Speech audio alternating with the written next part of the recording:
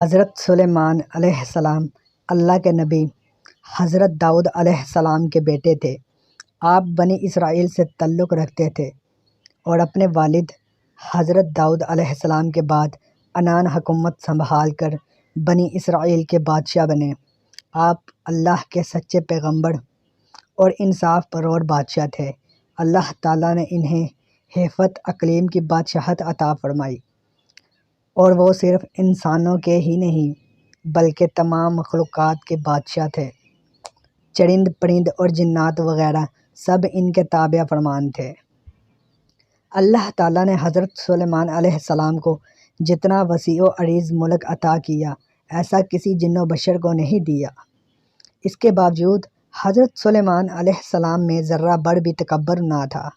وہ اپنے اخراجات کے لیے شاہی خزانے سے ایک پیسہ تک نہ لیتے تھے اور اپنے ہاتھ سے زنبیل سی کر اور اسے فروخت کر کے گزر اوقات کیا کرتے تھے۔ کھانے کے لیے وہ اپنے ہاتھوں سے جوں پیس کر آٹا بناتے اور اس کی روٹی پکا کر کھاتے تھے۔ آپ اکثر اوقات روزہ رکھتے تھے اور ہر شام بیت المقدس میں جا کر غریبوں اور روزہ داروں کے ساتھ روزہ افطار کرتے تھے۔ بادشاہ بننے کے بعد آپ نے ایک نہایت عالی شان اور پرتکلف مکان بنوایا جس کا رقبہ 36 کوس تھا۔ اس مکان کو سونے چاندی کی اینٹوں سے بنایا گیا جس کی دیواروں اور چھتوں پر یاقوت اور زمرد جڑے ہوئے تھے۔ پھر اس مکان کے اندر آپ نے اپنے لیے ایک شاندار تخت بنوایا جس کی لمبائی 3 کوس تھی۔ سارا تخت ہاتھی دانت سے بنایا گیا تھا جو لال فیروز زمرد جیسے پتھروں سے مرصع تھا اور اس کے چاروں طرف سونے کی اینٹیں لگی ہوئی تھیں۔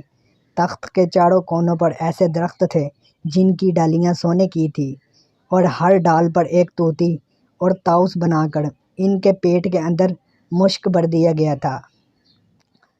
ان درختوں کے خوشے انگوروں کی طرح تھے۔ اس تخت کے نیچے اور دائیں بائیں 1000 سونے کی کرسیاں لگائی گئی تھیں جن پر لوگ بیٹھتے تھے۔ ان کے پیچھے جنوں اور انسانوں میں سے غلام کھڑے کیے گئے تھے۔ یہ تخت جنات نے بنایا تھا جو آپ کی رعایا کرتے تھے۔